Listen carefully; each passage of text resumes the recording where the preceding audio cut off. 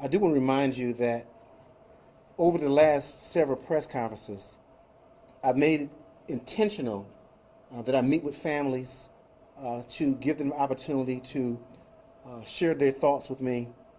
Also, if they're up to it, to join us at press conferences, because these things could be a healing process for them as well. And also, when I meet with the families, I also get information from them as far as how they would like me to deliver information. So now we're talking about a situation where two parents, their children were sexually assaulted. Very disturbing, very troubling. And I met with this family yesterday. When I described this family, a young family, I can still see the pain in the mother's eyes as I stand here right now describing what had occurred. Keeping in mind that the parents had just left the arraignment before joining me in my office for conversation. And when I met with the family, I said, how can I make this press conference easy for you? Because I know it's troubling. Because initially, they really didn't want a press conference to occur. But then they realized that it's important to have this press conference to expose this pedophile. That way, if there's any other victims, they would come forward. So I commend the family for thinking that much during this time of stress. But they asked me, Chief, can you protect my children when you do this press conference? Let me say it again. Can you protect my children? I said, absolutely. Tell me how. It's done. The first request they gave me was, Chief, can you not mention the graphic details of how my children were assaulted? Done. The next, they asked me, can you not mention the ages of our children? So for purposes of this press conference, I'm going to describe these children as boy and girl under the age of 10. They also asked me, can I ensure that their identities are not disclosed to the public? And also the relationship our suspect has with the children. So for purposes of this press conference, he's going to be described as a family member.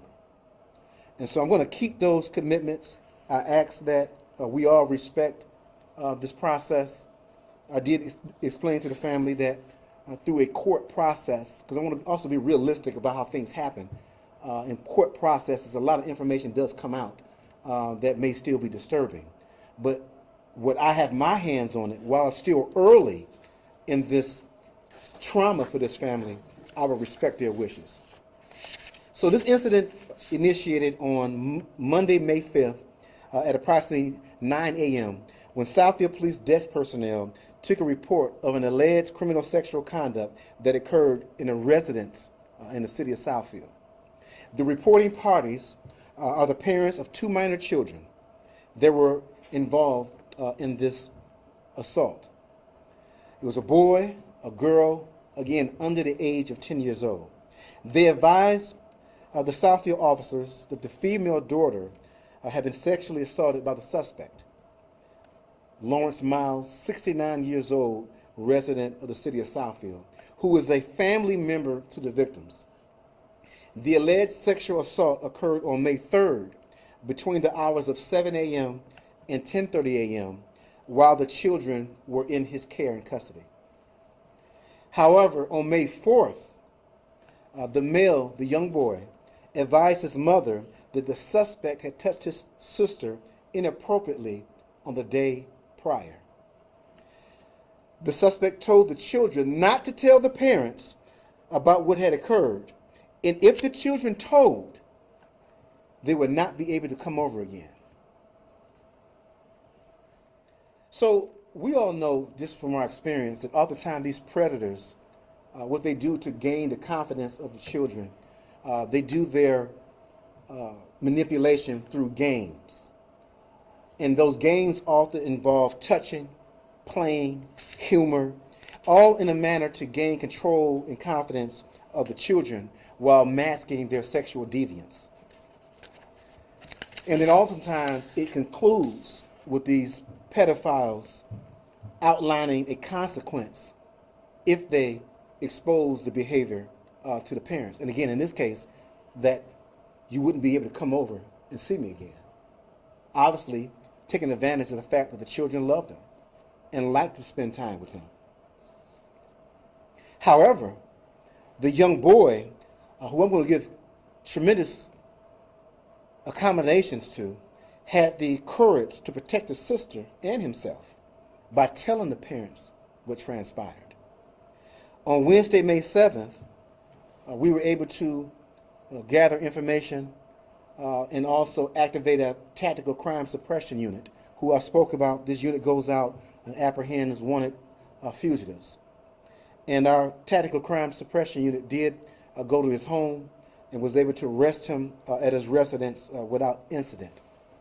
As a result of the investigation and the evidence that was presented, the officers of the Oakland County prosecutor issued the following charges for Lawrence Miles. Count 1, felony sexual conduct, first degree, and there'll be 3 counts of that. Count 2, felony criminal sexual conduct, second degree, and there will be 2 counts for that charge. He was denied bond. Preliminary examination is scheduled for Thursday, May 22nd at 8:30 a.m. What's interesting is that this pedophile does not have a criminal history.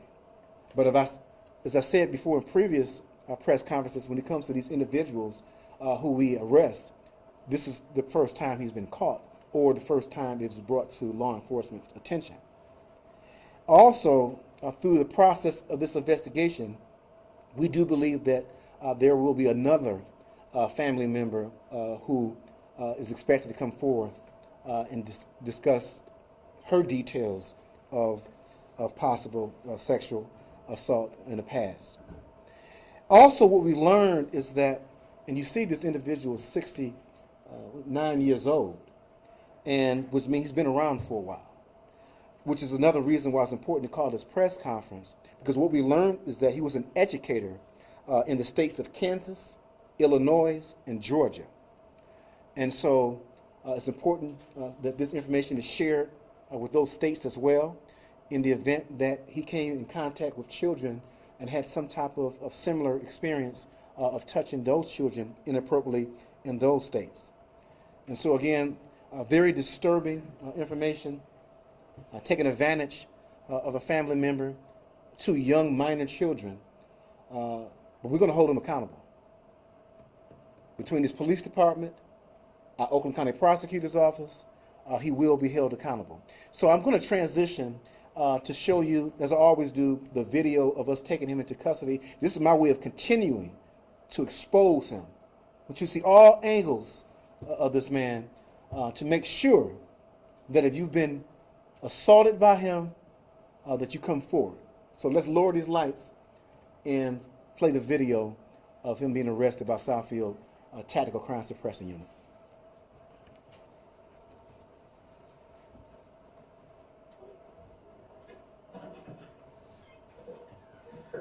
Southfield Police. Joe. Miles? Yeah. All right, come here. Come here. Come here.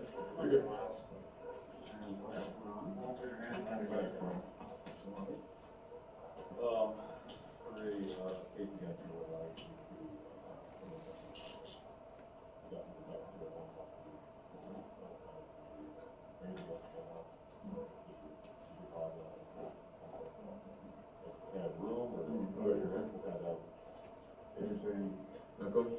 Take something. Friendly?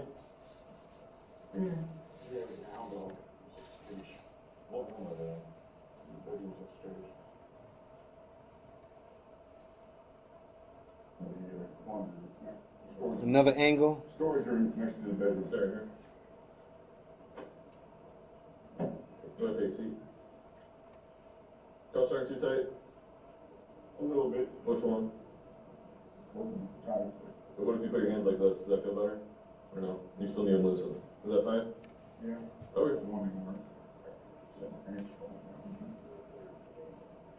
Yeah, that's how we balance, right? Yeah, I got you.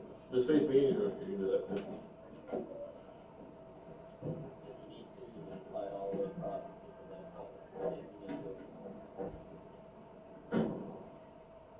All right, lights, please. And at this time, I will open up the floor for questions from the media. How long do you think this may have been going on with these two victims you're talking about right now? Yes, unknown exactly how long. When you look at the charges from what we were able to gather, because these children were presented to the forensic interviewers from Care House to interview the children. And as a result of that interview, we were able to gather enough information to present these charges for the crimes that the children could remember. And so, but it's unknown how long it's been going on. But I believe this is not the first time that he's done this type of thing to children.